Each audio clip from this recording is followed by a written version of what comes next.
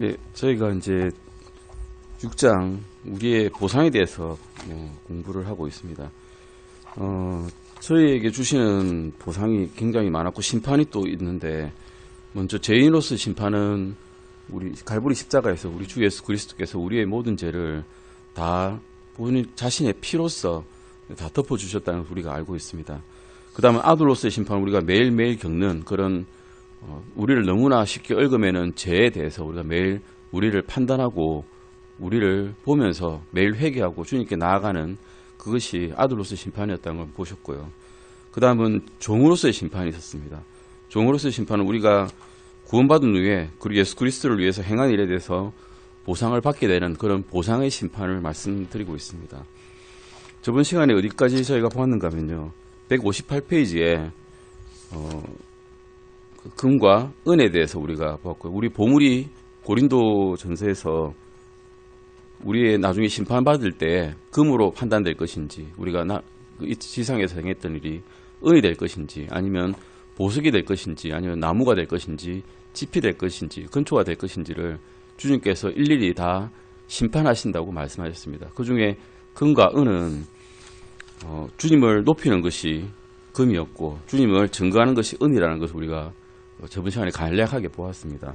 그러면 남은 것은 또 보석이란 것이 있죠. 보석은 주님께서 보시기에 보석 같은 일은 우리 사도들의, 사도가 아니죠, 우리 믿는 사람들의, 신자들의 보석 같은 일은 무엇인가에 대해서 보시겠습니다. 성경에서 보석이라고 하는 말들이 여러 군데에서 나옵니다. 보통은 이 말씀이 구원받은 사람들을 나타낸다는 것을 우리는 알고 있습니다. 말라기 3장 16절 보시겠습니다. 말라기서 3장 16절입니다. 말라기 3장 16절 찾아보셨습니다. 같이 한번 읽어보실까요? 말라기 3장 16절입니다. 같이 읽으시겠습니다. 그때 주를 두려워한 자들이 서로 자주 말하며 주께서 귀를 기울여 그것을 들으시고 주를 두려워한 자들과 자신의 이름을 생각한 자들을 위하여 자기 앞에서 기념책을 기록하셨느니라. 주를 두려워한 자들이 서로 자주 말하며 주께서 귀를 기울여서 그것을 들으셨고 또 그분의 이름을 깊이 생각한 자들을 위해서 자기 앞에서 기념책을 기록하였다고 말씀하셨습니다. 기념책이란 게 무엇이겠습니까? 다 일일이 적으신다는 것입니다. 다 적어 놓았고 다 우리가 했던 행동들, 우리가 생각했던 것들, 우리가 말했던 언행들을 다 본인의 책에다가 기록해 놓으셨다고 하십니다. 그 책을 통해서 주님께서는 우리를 그리스도의 심판석 앞에서 심판하시겠다고 말씀하고 계신 것입니다. 주를 두려워한 자들을 위한 기억의 책이 있다는 사실을 우리는 유념해야 됩니다. 이 책에는 하나님께서 주님을 두려워한 자들, 즉 주의 말씀을 두려워한 자들의 이름을 기록해 두셨습니다. 하나님께서는 말씀하시기를 믿는 신자들을 자신의 보화로 삼으시겠다고 하셨습니다. 하나님의 백성은 보석으로 예표가 되어 있습니다. 스가랴서 보시겠습니다. 스가랴서 9장 16절입니다. 말라기서 바로 앞에 있죠. 스가랴서 9장 16절 말씀입니다. 물론 이 말씀은 구약 말씀이기 때문에 이스라엘 백성들을 위한 말씀이긴 합니다만 영적으로 우리에게도 똑같이 적용됩니다. 스가랴서 9장 16절 읽어보시겠습니다. 그날에 주 그들의 하나님께서 그들을 자신의 백성의 양떼같이 구원하시니 그들이 왕관의 보석같이 되어 그분의 땅에서 기처럼 들리리라. 이스라엘 백성들이 물론 천년왕국이 되기 전에 다른 백성들이 다 심판을 받고 그들은 또한 그들의 주님의 백성으로서 이렇게 보석처럼 들린다라고 하셨고, 주님께서는 이스라엘 백성들을 자신의 눈과 같다고 말씀하셨습니다. 자신의 눈처럼 보호하시겠다고 하셨거든요. 다니엘서 12장도 보시겠습니다. 다니엘서 12장 2절 3절입니다. 다니엘서 12장 2절 3절입니다. 다니엘서에도 성도들에 대해서 별도로 이렇게 말씀을 하고 계십니다. 별로서 표현하고 계십니다. 다니엘서 12장 2절과 3절입니다. 같이 읽으시겠습니다. 땅의 티끌 속에서 잠자는 자들 중에 많은 사람이 깨어나 얼마는 영존하는 생명에 이르고 얼마는 수치와 영존하는 치욕에 이르며 지혜로운 자들은 궁창의 광채같이 빛나고 많은 사람을 의로 돌아서게 하는 자들은 별들과 같이 영원 무궁토록 빛나리라. 예, 아멘. 주님께서 오시는 그날에는 많은 사람들을 의로 돌아서게 한 믿는 자들은 별과 같이 빛나게 하시겠다라고 말씀하고 계십니다. 예, 성도들을 별로서 광채가 빛나는 보석들로서 주님께서는 말씀해 주시고 계십니다. 또한 마태복음에도 이런 말씀이 있습니다. 마태복음 13장 46절 보시겠습니다. 마태복음 13장 46절입니다. 예, 마태복음 13장 46절입니다. 같이 읽으시겠습니다. 그가 매우 값진 진주 하나를 발견하며 가서 자기의 모든 소유를 팔아 그 진주를 샀느니라. 예, 이게 진주를 사는 사람을 좀 다르게 해석한 사람도 있더라고요. 어떻게 해석한가 하면 진주가 하늘나라고 자신의 모든 소유를 팔아서 사는 그 사람은 믿는 자다. 그러면 우리는 모든 걸 다 팔아서 믿음을, 구원을 사야 되겠습니까? 전혀 이렇게 해석하면 안 되죠. 예. 진주는 교회를 예표하는 보석입니다. 즉 주님께서 자신의 모든 것을 다 주셔서 우리를 사셨다는 겁니다. 교회는 하나님의 성도들로 구성되어 있고 모두 그리스도 자신의 피로 구속받은 무리들입니다. 베드로전서 2장 4절 5절입니다. 베드로전서 2장 4절과 5절입니다. 베드로전서 2장 4절 5절 말씀입니다. 예, 베드로전서 2장 4절 5절 같이 읽으시겠습니다.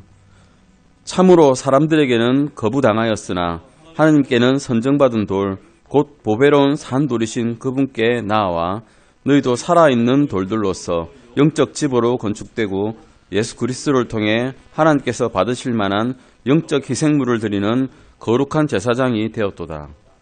우리는 생기가 넘치는 그런 산돌입니다. 산돌. 주님의 몸된 교회를 이루고 있는 각각의 건축물로서 실제적인 한 사람 자체가 사실은 교회죠. 그리고 우리가 다 모였을 때 그것이 완벽하게 작동을 해서 사람의 몸처럼 자신의 일을 다 행동하게 하고 주님의 일을 나타내 드러 보일 수 있도록 만들어진 그런 산돌이라는 것을 주님께서는 말씀해 주시고 계십니다. 그래서 한마음 한영으로서 우리가 주님의 일을 할 수 있는 것입니다. 보석들은 그런 혼들을 우리가 많이 가지고 오는 것입니다. 이겨온다고 그러죠. 위닝이라는 게 결국 그 사람의 영혼을 지옥으로부터 끌어오는 것입니다. 금은 보석은 주님을 높이는 것, 그리고 주님을 증거하는 것, 또한 주님을 위해서 혼을 이겨오는 것과 밀접한 관련을 맺고 있습니다. 믿는 사람들, 한번 믿었다고 하는 사람들, 주 예수 그리스도를 자신의 주로 영접한 사람들은 임무가 있습니다. 이 임무는 사람들을 데리고 와가지고 주 예수 그리스도께서 구원해 주시라는 사실을 알게 하는 것이라는 것입니다. 이 일이 하나님께는 얼마나 중요한지 누가복음 15장 10절에서는 이렇게 말씀하고 계십니다. 누가복음 15장 10절입니다. 누가복음 15장 10절입니다. 같이 읽으시겠습니다.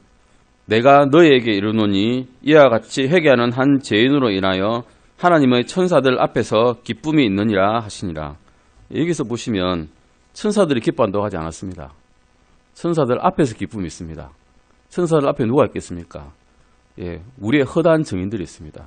우리의 구약시대의 증인들이 있고 신약시대에 순교한 사람들이 있고 믿음을 위해서 지키고 이 세상 끝까지 말씀 전하고 또한 살아왔던 그런 우리의 선조들이 있습니다. 믿음의 선조들이 그 앞에서 기뻐하신다는 것입니다. 부활하신 예수님께서는 이렇게 말씀하셨습니다. 사도행전 1장 8절 보시겠습니다. 사도행전 1장 8절 말씀입니다. 사도행전 1장 8절입니다. 예수님께서 부활하시고 난 다음에 그 제자들과 같이 지내셨죠. 그때 이렇게 말씀하셨습니다. 같이 읽으시겠습니다. 오직 성령님께서 너희에게 임하신 뒤에 너희가 권능을 받고 예루살렘과 온 유대와 사마리아에서 그리고 땅의 맨 끝 지역까지 이르러 나를 위한 증인이 되리라 하시니라. 예, 성령 받기 전까지는 제자들이 그런 증인이 될 수가 없었습니다. 오순절에 성령 강림하기 전까지는 제자들은 예루살렘을 떠나지는 않았습니다. 하지만 그때까지도 성령을 받지 못했기 때문에 그런 권능이 없었습니다. 하지만 그 이후에 오순절에 성령께서 임하시고 말씀을 담대히 전할 수 있는 능력을 받게 되었고, 그래서 땅끝까지 말씀을 전할 수 있게 되었습니다. 물론 그때 큰 박해가 일어나서 온 땅으로 흩어지긴 했지만 흩어진 사람들조차도 다 말씀 전하고 살았습니다. 우리는 다 증인입니다. 모든 신자는 화해의 직분을 맡은 대사로 임명되었습니다. 대사란 것은 그 나라의 일을 하는 사람들이죠. 외국에 나가서 그 나라의 일을 해야 되는 사람입니다. 만약에 왕이라면 있는 왕국이었다면 왕의 명령을 따라서 일을 행하는 사람들이 대사입니다. 고린도후서 5장 18절에서 20절입니다. 고린도후서 5장 18절에서 20절까지입니다. 같이 읽으시겠습니다. 또 모든 것이 하나님에게서 났으며 그분께서 예수 그리스도를 통하여 우리를 자신과 화해하게 하시고 또 화해하게 하는 사역을 우리에게 주셨으니 곧 하나님께서 그리스도 안에 계시사 세상을 자신과 화해하게 하시며 그들의 범법을 그들에게 돌리지 아니하시고 화해하게 하는 말씀을 우리에게 맡기셨느니라. 그런즉 하나님께서 우리를 통해 너희에게 간청하시는 것 같이 이제 우리가 그리스도를 위한 대사가 되어 그리스도를 대신하여 너에게 간구하노니 너희는 하나님과 화해하라. 아멘. 하나님과 우리 사이에는 건널 수 없는 벽이 있었습니다. 도저히 화해할 수가 없죠. 왜냐하면 하나님께서는 100% 의시고 우리는 100% 죄인이기 때문에 그 중간을 이을 수가 없습니다. 우리가 개미하고 이야기를 한다고 생각해 봅시다. 개미하고 이야기가 됩니까? 안 됩니다. 개미는 어떻게 해야 우리가 이야기할 수 있을까요? 하나님께서 우리가 개미가 되는 겁니다. 우리가 개미가 돼서 우리가 개미의 말도 알고 우리의 말도 알면 그때는 대화가 되겠죠. 그 중재자이신 분이 계셔야 우리가 대화를 할 수 있고 화해를 할 수 있는데 그 역할을, 개미가 되는 역할을 주 예수 그리스도께서 해주신 것입니다. 하시겠습니까, 여러분은? 개미가 될 수 있겠습니까? 영원히 그 인생을 개미로 살 수 있으셨겠습니까? 예, 못합니다.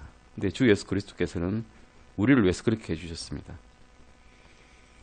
우리는 그래서 사람들에게 가서 주 예수 그리스도를 통해 하나님과 그들을 화해시키도록 최선을 다해야 됩니다.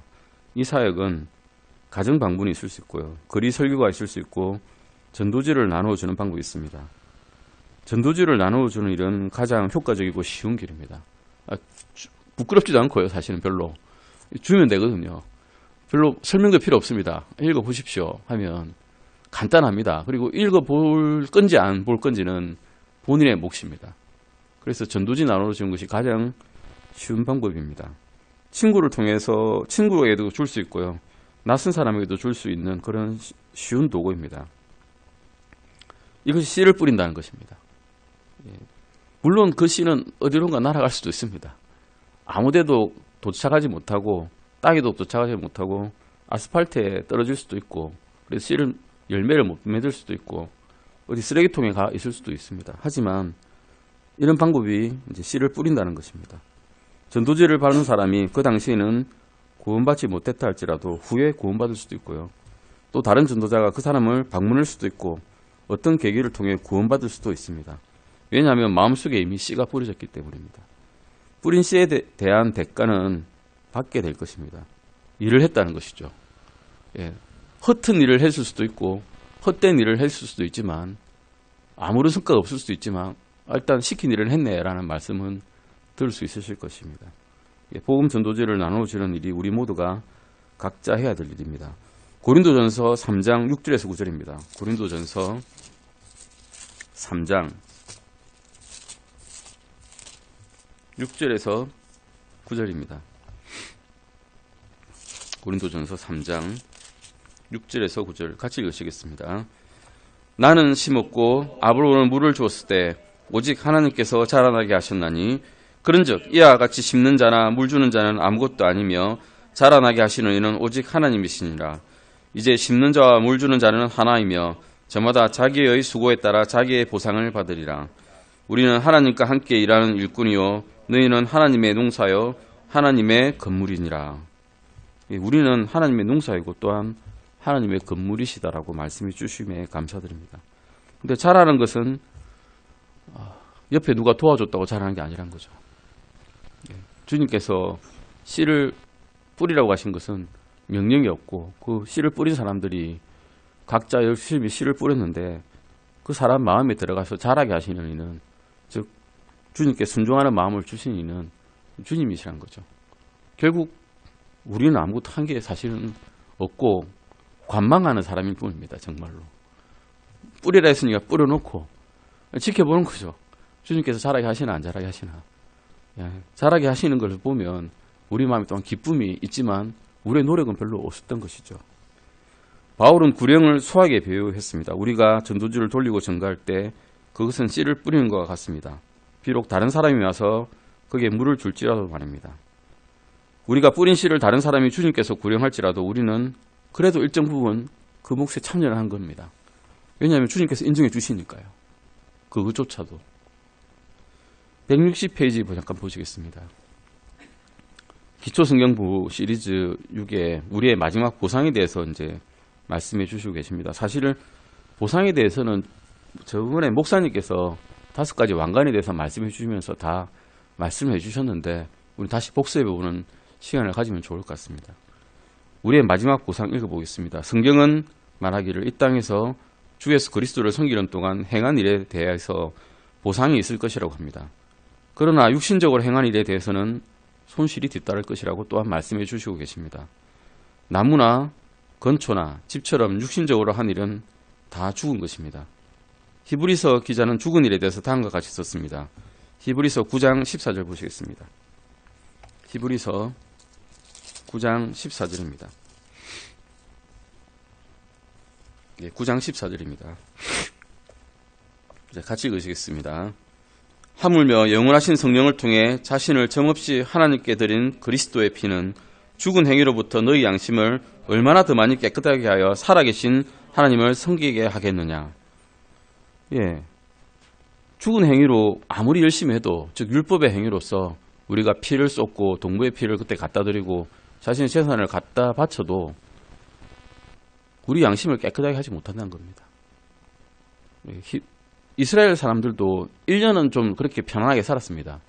자기의 대제사장에게 그 자기의 희생제사물을 들고 와서 그것을 바쳤을 때 1년 동안 하나님께서 눈 감아 주신다라고 율법에 써 있기 때문에 1년은 편안하게 지냈는데 다음에는 똑같은 일을 똑같이 반복해야 됐고 자신의 지은 죄를 그런 식으로 똑같이 반복해야 되는데, 그러면 자신이 만약에 한 해 아파서 못 갔다 그러면 그 죄는 어떻게 할 겁니까? 그런 사람들은 그러면 구원이 없습니까? 자신은 구원이 없다고 생각하게 될 것이고 실망하게 될 것이고 낙담하게 될 것인데, 이 신약 시대에는 주 예수 그리스도께서 단 한 번 제사로 이 모든 죄를 영원히 없애주신 것입니다. 성경의 이 문맥은 사실 구원받지 못한 사람의 죽은 행실에 대한 언급은 맞습니다. 그런데 우리도 또한 옛사람이 남았기 때문에 죽은 행실을 실제로 하고 있습니다. 나무는 죽은 나무를 뜻하는 것이고요. 건초는 우리가 풀을 베었을 때 말리지 않습니까? 똑같이 죽은 풀입니다. 집도 스트로블리라고 되어 있는데 미리 죽은 그 쭉정이 있죠. 그거를 집이라 그럽니다. 이런 죽은 일들은 주님께서 불에 태우시면 어떻게 되겠습니까?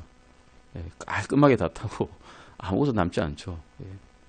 이미 앞에서 말씀드렸듯이 하나님은 신자들의 몸을 이제 죽은 것으로 여기십니다. 더욱이 우리는 몸을 죽은 것으로 여기라는 명령을 로마서 6장 1절에서 11절 말씀에서 받았습니다.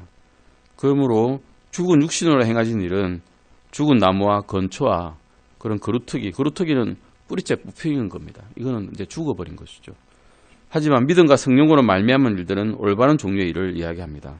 그래서 성령으로 말미암은 일, 믿음으로 말미암는 일은 합당한 보상을 받게 됩니다.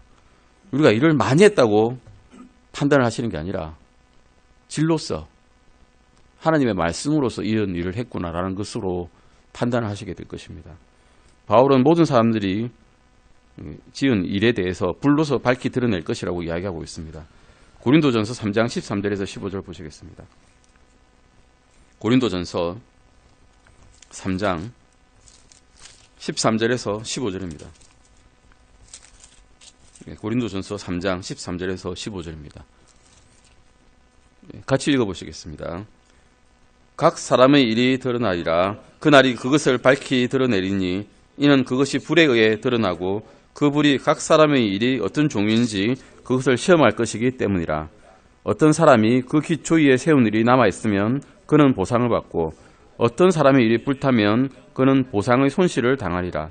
그러나 그 자신은 구원을 받되 불에 의해 당하는 것 같이 받으리라. 어느 날 모든 믿는 사람들이 이제 하늘에 올라가게 될 것입니다. 주 예수 그리스도께서 다시 오실 때. 몇몇 사람들은 자신이 한 일이 있습니다.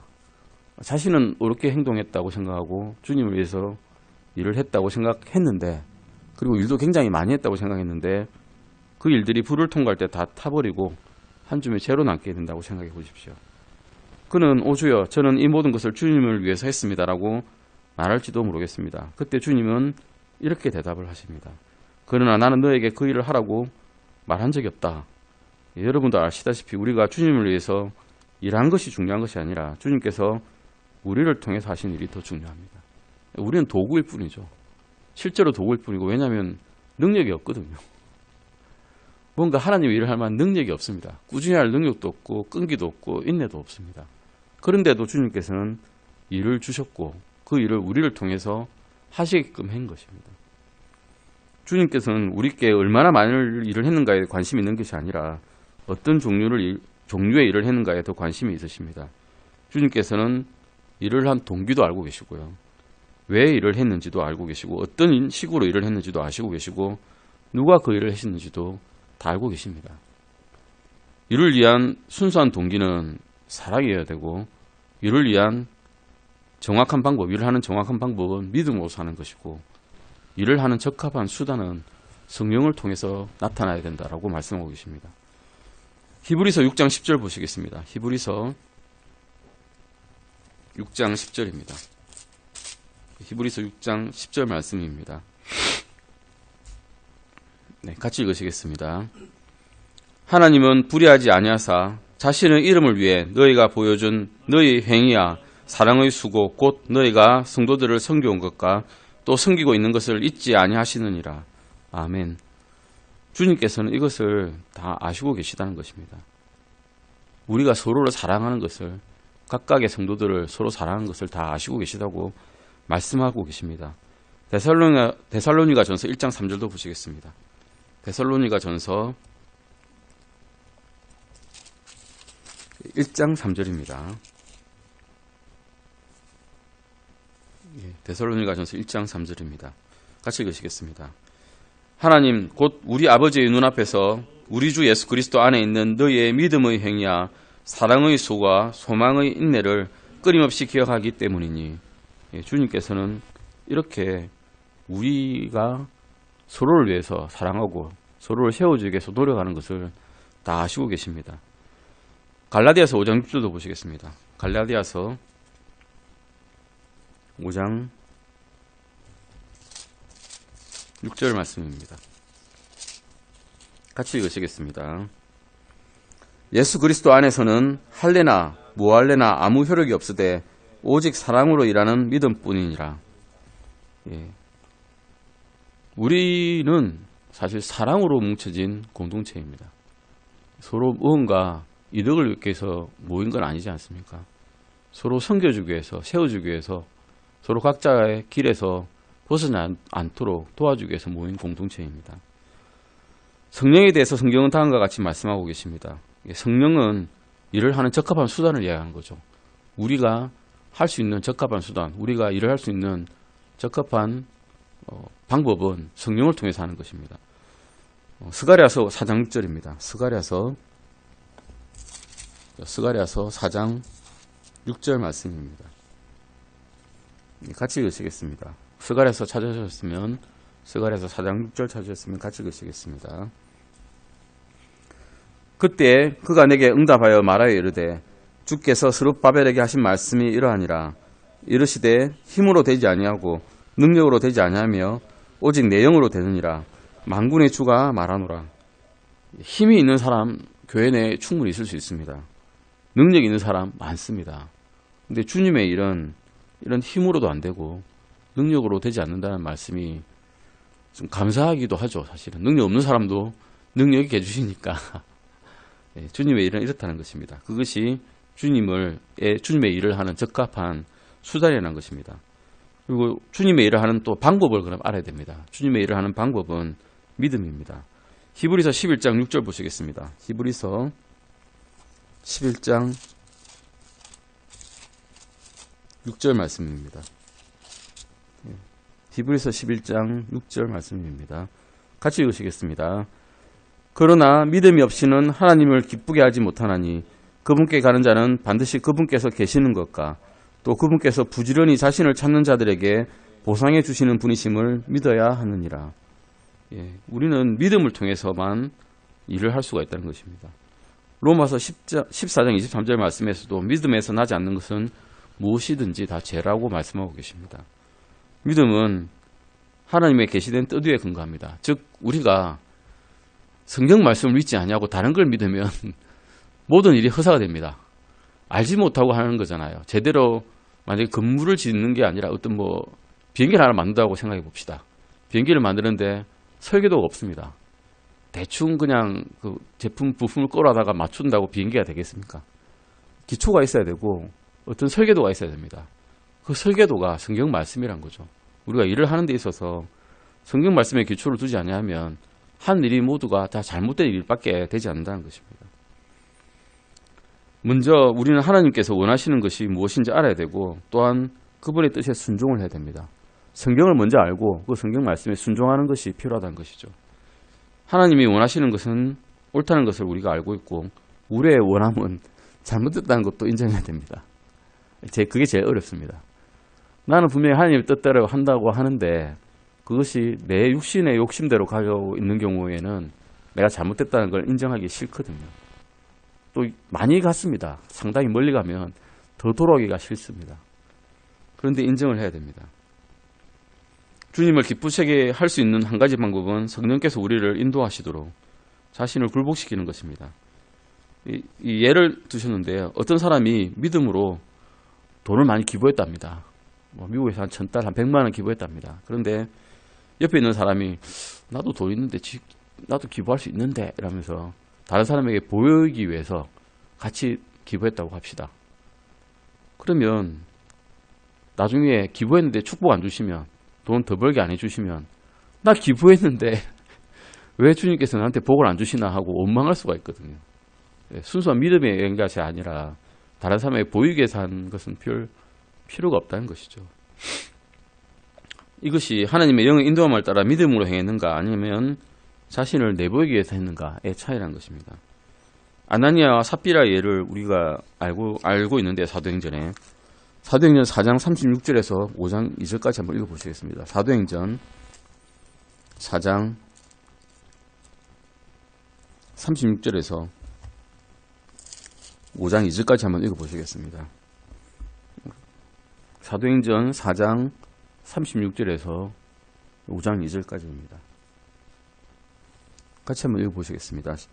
사도들이 키프로스 지방 출신의 요세라 하는 레위 사람에게 바나바라는 이름을 줬는데 그것을 번역하면 위로의 아들이라는 뜻이라. 그가 땅이 있었으므로 그것을 팔아 그 돈을 가져다가 사도들의 발 앞에 두니라. 그러나 아나니아라 하는 어떤 사람이 자기 아내 삽비라와 함께 소유 하나를 팔아 그 값에서 얼마를 감추었는데 그의 아내도 이 일에 은밀히 관여하였더라.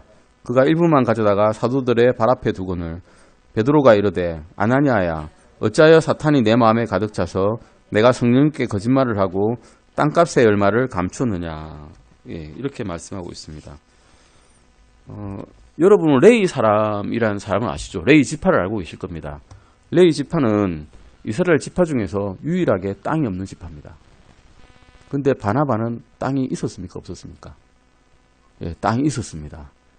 하나님의 율법에 의해 볼 때도 자기의 양심에 의해 볼 때도 바나바는 땅이 있으면 안 되었습니다. 근데 자기는 땅이 있었거든요. 그래서 마음의 양심의 가책을 느끼고 주님의 말씀에 따라서 이것을 팔아서 그 돈을 전부 다 사도들에게 주었습니다. 그런데 아나니아는 어떻습니까? 충분히 자기 밭 안 팔아도 됐어요, 사실은. 일부만 줘도 자기의 원하는 대로 신약 시대에 원하는 만큼 마음에 충만하게 기쁘게 드리는 만큼 주면 됐는데 기쁘게 드리지도 않았고 그 중에 또 일부는 감추었고 주님의 일에 합당하지 않은 일을 사실은 한 거죠. 그런데도 구원받았는지 안 받았는지 저희 모르지만 구원받았을 수도 있습니다. 구원받았다면 주님께서는 이 사람이 도저히 회개치 아니하는 일에 이르지 않기 위해서 미리 하늘로 데려가실 수도 있죠, 사실은. 어쨌든 이런 일은 거짓말을 했다는 것입니다. 우리는 아나니아와 삽비라가 자신의 소유를 헌금한 양에서 교회에 거짓말했음을 우리는 알고 있습니다. 그들은 하나님께서 자신들에게 영적인 소원을 주셔서 자발적으로 한 것처럼 위장을 했습니다. 그런데 이것은 거짓되이 행한 것이었습니다. 바나바는 믿음으로 성령의 인도함을 통해 사랑으로 드렸고 아나니아는 자신이 영적인 사람임을 과시하고 싶은 마음으로 자신의 땅을 팔아서 또 일부를 감추어서 드렸던 것입니다. 그가 원했던 것은 사람들의 인정과 칭찬이었습니다. 그의 마음은 자신의 꾀와 사탄의 속임수로 가득 차 있었습니다. 우리는 하나님을 위해서 우리가 원하는 것을 행함으로써 보상을 받는 건 사실은 아닙니다. 우리는 하나님께서 우리를 통해서 하시고자 하시는 일을 함으로써 보상을 받습니다. 내가 하고자 하는 일을 할 때 보상을 받는 게 아니란 거죠. 이게 어렵죠. 내가 원하는 일을 주님을 위해서 한다고 생각하고 드렸는데 이건 보상 안 해줄 거야 하시는 거죠. 그런데 주님께서 나를 통해서 하게 한 일을 통해서는 보상을 주신다는 겁니다. 이로써 우리가 사는 방식이 영원한 상급과 관련되어 있다는 것을 우리가 알 수 있습니다. 불로 시험을 받는다라고 고린도전서 3장 13절에서 15절에서 아까 말씀 보셨죠. 불로도 시험 받을 때 나무나 건초나 짚은 다 터버리고 아무것도 남지 않지만 금과 은과 보석, 주님을 기쁘게 하시는 일을 통해서는 우리는 보상을 받습니다. 우리가 하늘에 쌓아둔 모든 것은 초자연적인 불을 통과할 것이라는 것을 성경 말씀을 통해서 우리는 믿습니다. 우리가 바라기는 우리의 쌓은 것이 금과 은과 보석이기를 바랍니다. 하지만 분명한 것은 많은 일들이 나무와 건초와 짚이라는 것입니다. 우리가 예초해둔 우리의 일들이 불을 통과함으로써 죽은 행실들로 간주될 것은 다 타버릴 것입니다. 만일 금과 은과 보석이 있다면 그것은 영원히 남을 것입니다. 나머지는 다 타버립니다. 남아있는 것에 대한 합당한 상급을 받게 될 것입니다. 하나님을 찬양드립니다. 우리가 하늘에 쌓아둔 보석은 그리스도의 심판석에서 어떤 상을 받을 것인가를 결정해주고 거기에서 주님께서는 우리에게 적절한 상급을 주실 것입니다. 하지만 하나님과 모든 성도들 앞에서 우리가 행했던 모든 일들은 하나도 드러나지 않는 일이 없을 것이라고 하십니다. 우리가 행했던 부적절한 생각과 행동들, 언행들은 또한 하나님 앞에서 또 성도들 앞에서 다 밝히 드러날 것입니다. 이과에서 배우고자 하는 중요한 원리는 우리가 그냥 불탑니까? 예, 우리는 안 탑니다. 우리가 활활 타는 불로서 심판을 받긴 하지만 이 일에 대해서 심판을 받는 것이지 우리 자체가 구원을 잃어버리는 것은 아니란 것입니다. 그것이 가장 우리가 희망을 사실 가지고 있는 것입니다. 164페이지도 보시겠습니다. 이것이 본격적으로 이제 우리가 받을 왕관입니다.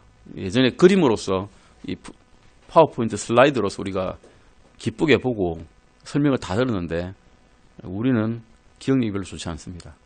금방 다 까먹어버렸죠. 그래서 어떤 것인지 다시 한번 보시겠습니다. 신약 성경을 읽다 보면 신자들이, 믿는 사람들이 받을 수 있는 5가지 상을 발견할 수 있습니다. 물론 이 상은 이 땅에서 믿음으로 행한 우리의 행실에 대한 하늘의 보상입니다. 금은 보석은 어떤 것이라고 아까 배웠습니까? 주 예수 그리스도를 높이고 그분을 증거하고 혼들을 이겨올 때 받을 수 있는 상이라고 우리가 배웠습니다. 마찬가지로 왕관들은 그리스도인들이 이 땅에서 행한 행실을 통해서 결정날 것입니다. 첫 번째는 의의 왕관입니다. 디모데후서 4장 7절 8절 보시겠습니다. 디모데후서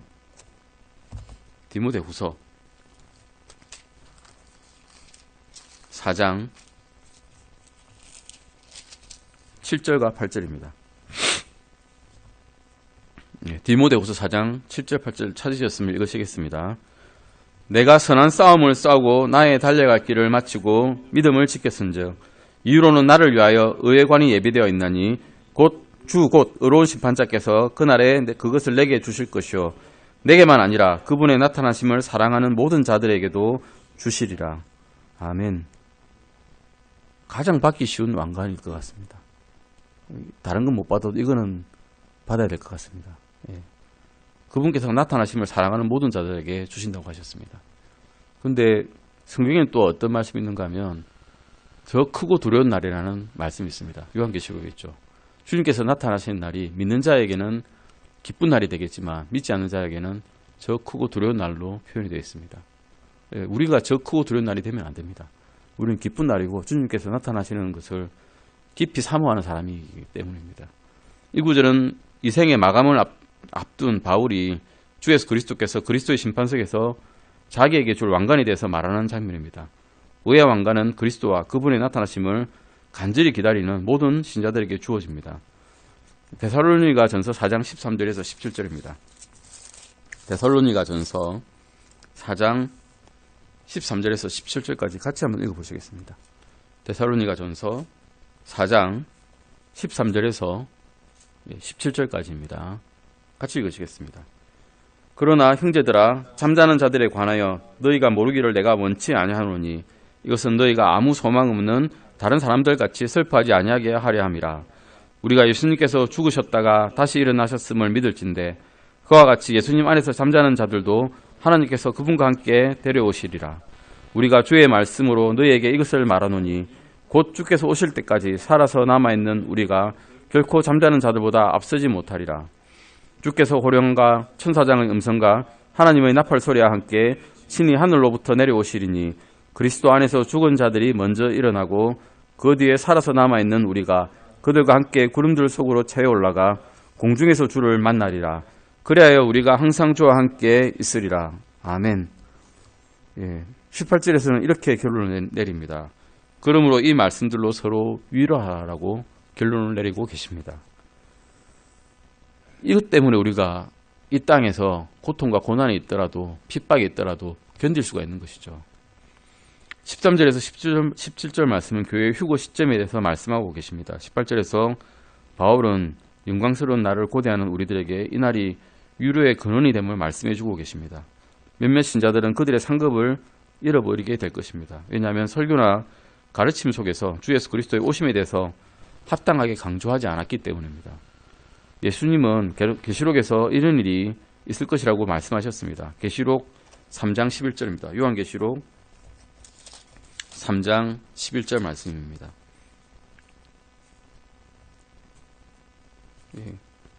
찾으셨으면 같이 읽으시겠습니다. 보라, 내가 속히 오리니 내가 가진 그것을 굳게 붙잡아 아무도 내 관을 빼앗지 못하게 하라. 내 관을 빼앗지 못하게 하라 라고 하셨으면 빼앗길 수도 있다는 거죠. 빼앗길 수 있기 때문에 빼앗지 못하게 하라고 하신 거 아니겠습니까? 우리가 상급을 잃어버릴 수 있다는 것입니다. 이 땅에 사는 동안에 우리의 육신의 행위대로 따라가면 이 왕관조차 뺏길 수가 있습니다. 특히 끝날 말세에는 으르렁거리는 사자처럼 우리를 삼키려고 돌아다니는 사탄의 세력이 있다는 것을 성경에서는 분명히 말씀해 주시고 계십니다. 주님께서 우리가 그것을 가지게 하시고자 한다면 우리도 역시 그것을 원해야 됩니다. 거짓교사들이 여러분의 왕관을 빼앗아가지 못하도록 하시고 여러분의 정당한 소유를 뺏기지 않도록 하십시오. 골로새서에서도 바울이 말한 것을 보시겠습니다. 골로새서 2장 18절입니다. 골로새서 2장 18절 말씀입니다. 골로새서 2장 18절입니다. 같이 읽으시겠습니다.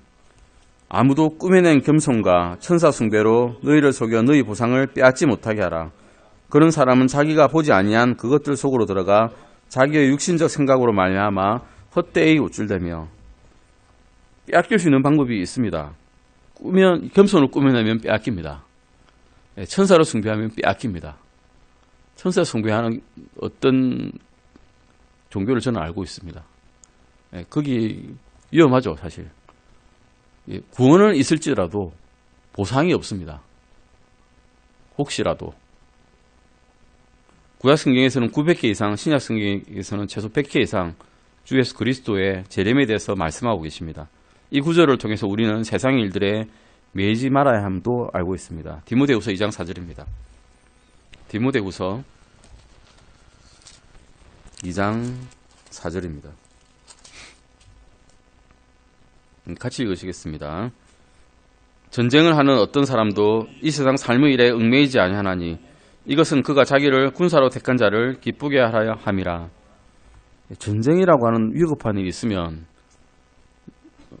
집에 놔둔 그 밭이라든가 재산이라든가 이런 것을 이제 자기가 전쟁에 속해 있을 때 병사로 나갔을 때 생각하고 돌보고 뭐 요즘엔 모르겠습니다. 인터넷으로 관리할 수 있을지 모르겠는데 그렇게 할 수가 없습니다. 전쟁이 앞에 딱 닥친 적을 무찌르기 위한 바쁘죠, 사실은. 그래야 된다는 것입니다. 골로새서 3장 2절 말씀에서도 이렇게 말씀하고 계십니다. 골로새서 2장 3절입니다. 골로새서 3장 2절이네요. 골로새서 3장 2절입니다. 예, 골로새서 3장 2절입니다. 같이 읽으시겠습니다. 위에 있는 것들에 너의 애착을 두고 땅에 있는 것들에 두지 말라. 요한 1서 2장 15절 말씀도 읽으시겠습니다. 요한 1서 2장 15절 말씀입니다. 같이 읽으시겠습니다. 2장 15절입니다. 세상이나 세상에 있는 것들을 사랑하지 말라. 어떤 사람이 세상을 사랑하면 아버지의 사랑이 그 속에 있지 아니하니. 세상을 허투루 살아라는 말씀 아니죠. 세상에 애착을 두지 말고 또 주 예수 그리스도를 더 사모하고 하나님을 더 사랑하라는 말씀이지 세상을 직업을 내팽개치고 너희를 살아 이런 말씀은 아닙니다. 하지만 우리의 중심은 우리가 바라보는 더 중요한 것을 무엇인지를 생각하라는 것입니다. 주 예수 그리스도의 오심과 그분께서 우리를 이 세상으로부터 데려가실 것을 진정으로 사모하고 바라면 의와 왕관을 주시겠다라고 말씀하시고 해주시고 계십니다. 우리가 애정을 이 땅이 아닌 위에 두었을 때는 주님의 오심을 간절히 사모하게 됩니다. 우리의 보화가 거기 없다면 거기를 별로 소망하지 않게 되죠. 근데 우리의 보화가 그 위에 있다면, 더 중요한 것이 위에 있다면 그곳을 사모하게 됩니다. 세상에 있는 것들을 사랑한다면 위에 대한 애정은 사라져 버립니다. 이곳에 귀한 보물을 갖고 있다면 저 하늘의 보물을 두려는 소망도 없어집니다. 예수님께서 이 시간에 바로 오신다면 여러분은 아무 미련 없이 이 세상을 떠날 준비가 돼 있으십니까? 라는 것이 이 질문입니다. 롯의 아내는 뒤를 돌아보았죠. 자신이 남겨둔 소돔의 그 귀한 보화들, 재산들, 아름다운 우상들 생각했을 것입니다. 여러분은 롯의 아내처럼 뒤로 돌아보시겠습니까? 롯의 아내는 소돔의 파멸을 가까스로 피하면서도 한 번 더 뒤를 돌아보기 위해서 멈추었습니다. 자신의 보화가 거기 다 있었기 때문입니다. 자신의 보화가 있는 곳에 사람의 마음 또한 있게 되어 있습니다. 하나님의 심판이 집행되는 순간에조차 그녀는 하나님께서 건져주시는 그 기쁨보다 세상의 소유에 더 관심이 있었습니다. 만약 주님이 오늘 이 순간에 오신다면 정말 기쁜 마음으로 이 세상을 떠날 수 있으십니까? 아니면 세상을 떠나야 하는 슬픔에 휩싸여 저 하늘보다 땅으로 자꾸 눈이 돌아가실 것 같습니까? 우리의 마음이 땅에 있느냐 하늘에 있느냐에 따라 달려 있습니다. 우리와 주님 사이에 무엇이 있습니까? 사랑하는 성도 여러분, 주님은 우리 마음 깊은 곳을 다 알고 계십니다. 몇 마디 말로 사람들을 속일 수 있지만 하나님은 속일 수 없습니다. 주님은 바로 우리의 마음 가장 깊은 곳에 계시기 때문입니다. 진실로 주님을 간절히 바란다면 주님은 우리의 마음이 그러한지 아닌지를 정확히 아실 것입니다. 우리의 마음이 과연 주님과 저 하늘에 있는 것들에 가 있는지 이 세상의 소유에 가 있는지 주님은 아시고 계십니다. 이 마음가짐이 우리가 어떻게 살아야 하는지, 즉 우리의 삶의 방식을 생각하게 하며 우리의 진정한 소원이 어디에 있는지 알게 해줄 것입니다. 다음 시간에는 썩지 않을 왕관에 대해서 보시겠습니다. 기도하시고 마치겠습니다.